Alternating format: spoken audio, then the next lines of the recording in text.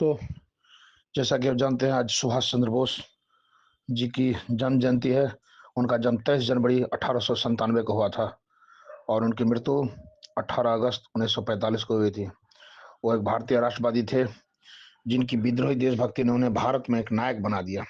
लेकिन द्वितीय विश्व युद्ध के दौरान नाजी जर्मनी और इंपीरियल जापान की मदद से भारत को ब्रिटिश शासन मुक्त करने के उनके एक प्रयास ने संकटपूर्ण विरासत छोड़ी। कहते हैं कि नेताजी, उनको उनका पूरा नाम सुभाष चंद्र बोस था, लेकिन उनको सम्मानित नाम नेताजी का के लोग पूरे विश्व के लोग जानते हैं। उनका यह सम्मान पहली बार 1942 के शुरुआत में जर्मनी में बोस को इंडिस लीजन के भारतीय सैनिक और बर्लिन में भारत के लिए विशेष ब्यूरो में जर्मन और भारतीय अधिकारियों द्वारा दिया गया था, जिसके बाद से पूरे भारत में उसको इस्तेमाल किया गया। सुभाष चंद्र बोस 1920 और 1930 के दशक के अंत में भारतीय राष्ट्रीय कांग्रेस की युवा कट्टरपंथी शाखा के नेता थे, जो 1938 और 1939 में कांग्रेस अध्यक्ष बने। हालांकि महात्मा गांधी और कांग्रेस आला कमान के साथ मतभेदों के बाद उन्हें 1939 में कांग्रेस नेतृत्व के पद से हटा दिया गया था। उसके बाद 1940 में भारत से भागने के पहले उन्हें अंग्रेजों ने नजरबंद किया था। सुभाष चंद्र बोस ने अप्रैल 1941 में जर्मनी पहुंचे, जहां नेतृत्व में भारत की स्वतंत्रता के लिए अप्रत्याशित, कभी कभी उभयभावी सहानुभूति दिखाई, जो अन्य उपनिवेशित लोगों और जातीय समुदाय के प्रति उनके दृष्टिकोण से बिल्कुल विपरीत थी। नवंबर 1941 में जर्मनी फंड के साथ बर्लिन में एक फ्री इंडिया सेंटर स्थापित किया गया और जल्द ही एक फ्री इंडिया रेडियो, जिस पर सुभाष चंद्र बोस रात में प्रसारण करते थे। इरविन रोमेल के अफ्रीका कोर द्वारा पकड़े गए भारतीयों से मिलकर 3000 मजबूत फ्री इंडिया लीजन का गठन भी किया था, जिसका उद्देश्य भारत पर संभावित जर्मन भूमि आक्रमण में सहायता करना था। दक्षिण पूर्व एशिया में जापानी जीत और जर्मन प्रथाओं में बदलाव के मद्देनजर 1942 के वसंत तक भारत पर जर्मन आक्रमण असहनीय हो गया।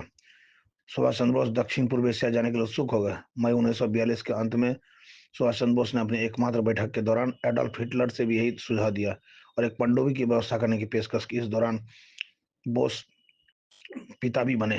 उनकी पत्नी या साथी एमिली सेंकल, जिसे वे 1934 में मिले थे, ने नवंबर 1942 में एक बच्ची को जन्म दिया। धुरी राष्ट्रों के साथ अपनी गहरी पहचान बताते और क्षमा प्रार्थी न होते हुए सुभाष चंद्र बोस फरवरी 1943 में एक जर्मन पनडुब्बी में सवार हुए। मेडागास्कर में उन्होंने एक जापानी पनडुब्बी में स्थानांतरित कर दिया गया, जहां से मई 1943 में जापान के कच्चे कब्जे वाले सुमात्रा में उतरे। जापानी समर्थन से सुभाष चंद्र बोस ने भारतीय राष्ट्रीय सेना आईएनए का पुनर्गठन किया, जो उस समय उसकी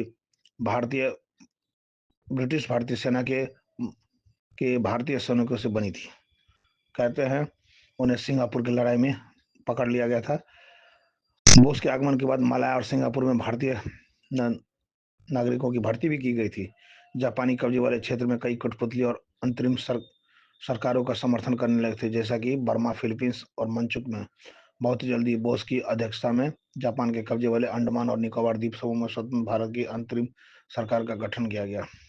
बोस में बहुत ही जोश और करिश्मा था। उन्होंने जय हिंद जैसे लोकप्रिय भारतीय नारे गढ़े और बोस के नेतृत्व में आईएनए क्षेत्र जातीयता, धर्म के आधार पर, लिंग के आधार पर विविधता के मॉडल था। हालांकि बोस को जापानी द्वारा सैन्य रूप से अकुशल माना जाता था। उनका सैन्य प्रकाश अल्पकालिक था। 1944 के अंत और 1945 की शुरुआत में ब्रिटिश भारतीय सेना के पहले भारत पर जापानी हमलों को रोका और विनाशकारी रूप से पलट दिया। लगभग आधी जापानी सेना भाग लेने वाले आईएनए टुकड़ी के आधे लोग मारे गए। आईएनए को प्रायद्वीप में खदेड़ दिया गया और सिंगापुर फिर से कब्जा करने के साथ ही आत्मसमर्पण कर दिया गया।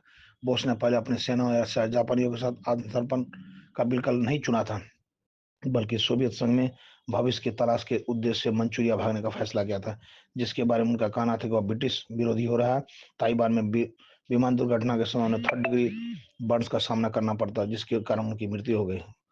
कुछ भारतीयों को विश्वास नहीं था उनकी विमान दुर्घटना हुई, तो उसमें कई विशेष रूप से बंगाल में यह मानते हैं कि बोस भारत के स्वतंत्रता सेनानी हासिल करने के लिए वापस आएंगे। भारतीय राष्ट्रीय कांग्रेस, जो भारतीय राष्ट्रवाद का मुख्य साधन थी, ने बोस की देशभक्ति की प्रशंसा की, लेकिन उनकी रणनीति और विचारधारा विशेष रूप से फांसीवाद के सहयोग के खुद से दूर रखा। ब्रिटिश राज को हालांकि आईएनए से कोई गंभीर खतरा नहीं था। उन्होंने आईएनए के मुकदमों में 300 आईएनए अधिकारियों पर राजद्रोह का मुकदमा लगाया था। अंततः लोकप्रिय भावना और अपने स्वयं के अंत के सामने पीछे हट गए। तो आज ऐसी महान विभूति नेताजी सुभाष चंद्र बोस का जन्मदिन है, जिन्होंने